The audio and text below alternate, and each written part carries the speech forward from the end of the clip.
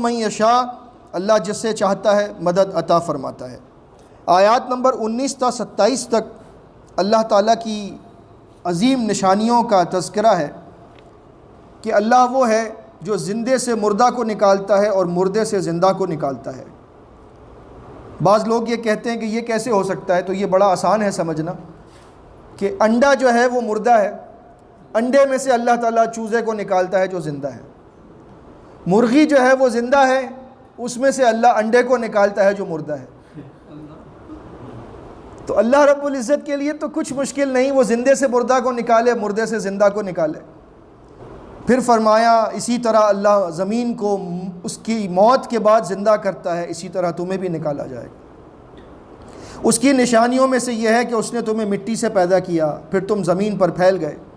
اس کی نشانیوں میں سے ہے کہ اس نے تمہارے لیے تمہیں میں سے تمہاری بیوی کو تخلیق کیا، یعنی آدم علیہ السلام سے اماں حوا کو پیدا فرمایا تاکہ تم اس کے پاس جا کر سکون حاصل کرو، اور اس نے تم دونوں میاں بیوی کے درمیان محبت اور رحمت کے جذبات کو ڈال دیا۔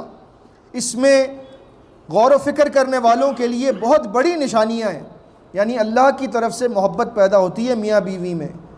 تو جن شادی شدہ جوڑوں کی شادی، ان کے نکاح، ان کے معاملات کی بنیاد دین ہوتا ہے، ان کی زندگیوں میں ایک بہت ہی عجیب قسم کی راحت اور بڑا سکون اور بڑی محبت اور بڑی رحمت دیکھی جاتی ہے۔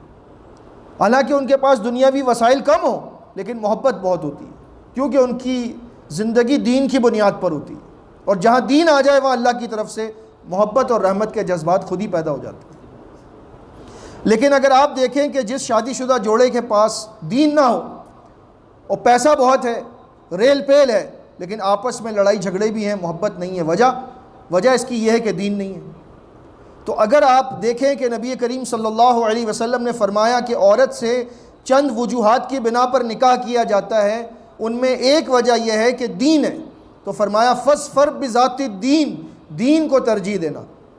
جب دین کو ترجیح دو گے تو زندگی میں محبت اور رحمت کے جذبات قائم ہوں گے، ورنہ پیسہ بھی عارضی ہے، محبت اگر تم نے چہرے سے کی ہے، خوبصورتی سے کی تو وہ بھی عارضی ہے، خاندان سے کی ہے تو وہ بھی ہمیشہ قائم رہنے والی چیز نہیں۔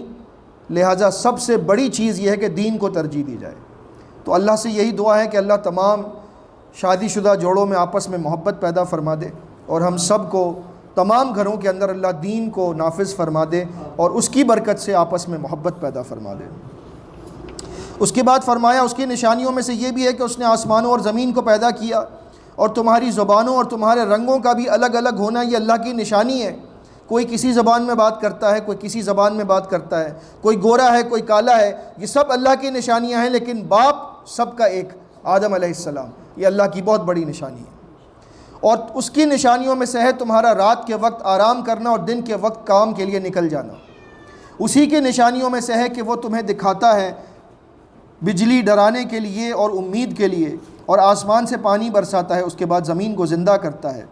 اسی کی نشانیوں میں سے ہے کہ آسمان اور زمین قائم ہے اس کے حکم کے ساتھ، پھر جب وہ تمہیں پکارے گا تو تم زمین سے نکل کر اس کے پاس آ جاؤ گے قیامت کے دن۔ اور آیت نمبر 30 سے بات شروع ہوتی ہے توحید پر۔